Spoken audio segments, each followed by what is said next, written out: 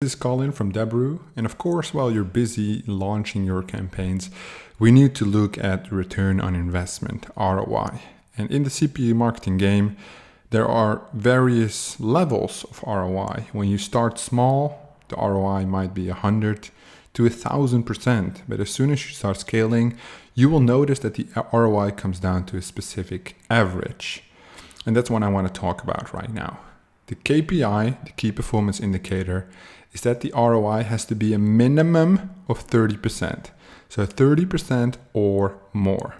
Well, I just checked and our average ROI is 48%. That means that over all our campaigns, on average, the ROI is 48%. Some of the campaigns 200%, other campaigns minus 20%. What happens is, through your testing, you'll obtain different results. And you want the average to be 30%. So let's make an example of what it would look like, right? So we start on Monday. Let's just do day, spent, revenue, ROI.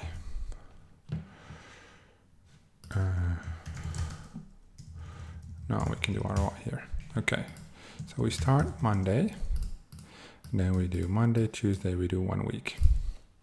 There we go. And we increment with $100. Just so you can understand the example. So on Monday, we spent 100 and the revenue is 80. On Tuesday, well, let's just do the ROI percentage first, is this one times this one divided by 100.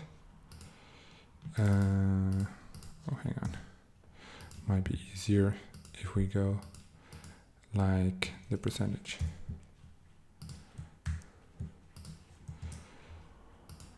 Oh, hang on, I fucked it up again. It's this one minus this one, they will get minus 20, right? So this would be profit, and then the ROI is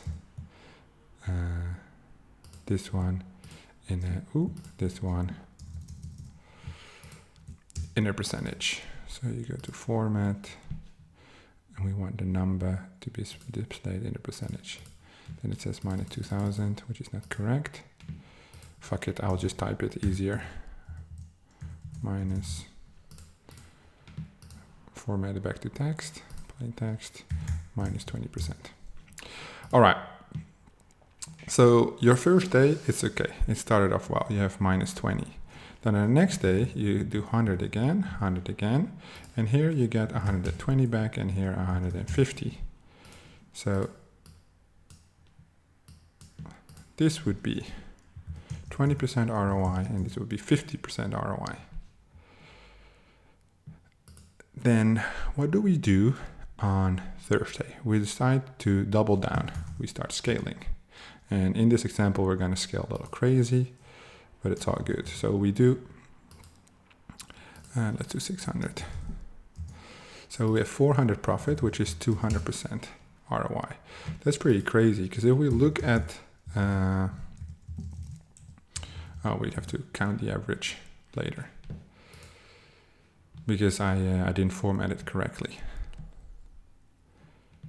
So then on Friday, we let's say have 100, because we scale it even more because it's so profitable, right? And then we only have 100. So this is minus 200%.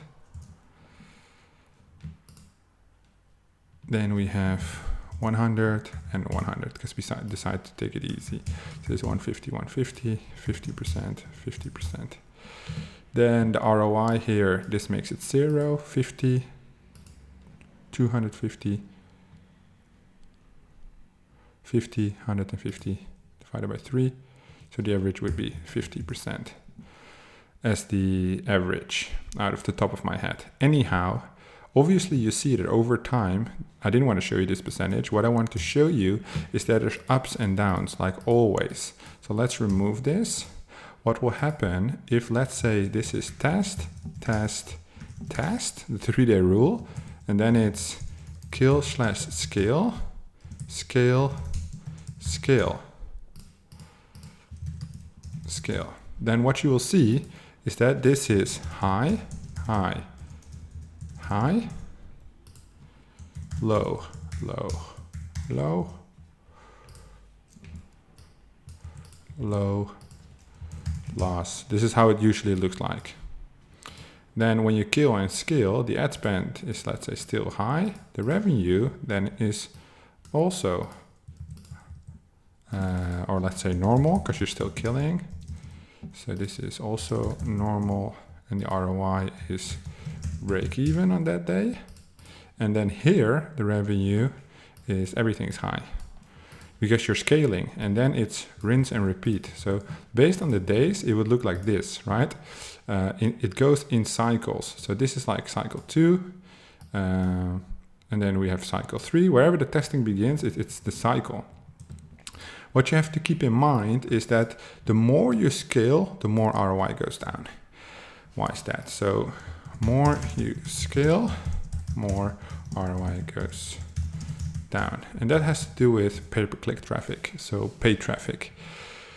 Paid traffic is basically bidding on an audience. If you want more traffic, you have to bid more. So if the CPC, the cost per click, and the earnings per click, so let's say a landing page click-through rate and the conversion rate, and then here we have the CPC with the bid. This is the flow. We have the ad, which gives us the cost per click, with the landing page, not just the landing page, which gives us landing page click-through rate, and we have the offer, which gives us the conversion rate. So if this all is the same, then let's say if we bid 0.05 cents, we know the EPC is 0.20, which means in this sense, if the landing page click-through rate is 100%, which it never is, so let's make it 50%, which is realistic, then we still have 100% ROI, because 0.5 bid will result in the cost per click times 2, because 50%, 0.1, and the earnings per click is 0.2, so 100% ROI. What happens if this stays the same, but this becomes 1, because you have to bid more, because you have to scale, and there's no cheaper audience available. So when you do automatic bidding, if you increase the budget and Facebook wants to spend the budget, it will automatically increase the bid to get more traffic. So you do 0.1, what happens is this turns to 0% ROI. So this becomes break even, because 0.1 times 2, 50%, is 0.2. And the earnings per click is also 0.2, so you are at break even. That's why scaling can be difficult at times. Not necessarily because you need to look at audience size, but also you need to keep in mind ROI. So the golden rule is what we want to focus on. 1 second, I need to sneeze. Ooh, sorry. What we want to focus on is that we keep the ROI 30% or higher, right? What happens is, can you run campaigns lower than 30% ROI? If you have enough budget, so if you are not capped on cash flow, then yes, because they make money, although it's quite little. If you have cash flow issues, it's better to focus on campaigns generating more money and scale those than to test and launch new campaigns which are generating less than 30% ROI. 30% ROI is a key performance indicator, which means it's an indicator, and not a fixed rule. Do you have a campaign which is 28% ROI? Doesn't mean you have to kill it. It's just an indication that after every day, every week, every month, every quarter, every year, the average should be at least above 30% ROI. Why? Because ad spend in the beginning point is the main cost. But you have landing page tools, employees, recruitment, office, which it will add onto the cost, which means that 30% ROI in your campaigns, if that is the minimum, you might end up with 10% total profit after the reduction of all the other costs. Therefore, basically all the big CPA marketing firms I know, which are like huge media buying companies, they all use this percentage, and that's why I use it too. My own percentage is 48%. So you can see it's quite a bit higher, which gives us more opportunity to test, more opportunities to explore, etc., etc. So I hope this is all clear. If not, reach out to the support. KPI 30% ROI. Good luck.